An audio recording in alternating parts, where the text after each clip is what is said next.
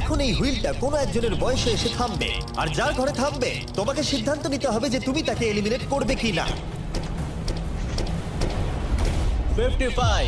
চ্যালেঞ্জটা খুবই সিম্পল। 67। তুমি ডিসাইড করো যে 55 এলিমিনেট হবে নাকি তার কিউবে থাকবে। তোমার ডিসাইড করার আগে আমার মনে হয় 55 এর নিজের কথা কিছু বলা উচিত।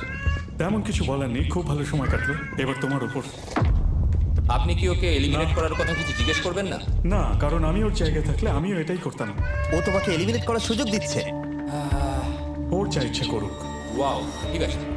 কাউকে তো বেরোতেই হবে। তাহলে তুমি কি তাকে এলিমিনেট করতে চাইছো?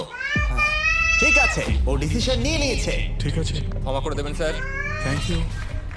চ্যান্ডেলার, হুইলটাকে ঘোরাও। ওনাকে এলিমিনেট করার জন্য উনি আমাকে বাধা দেননি। প্রথম কিন্তু সহজেই বেরিয়ে গেল, আশা করছি বাকিরাও একইভাবে বেরোবে।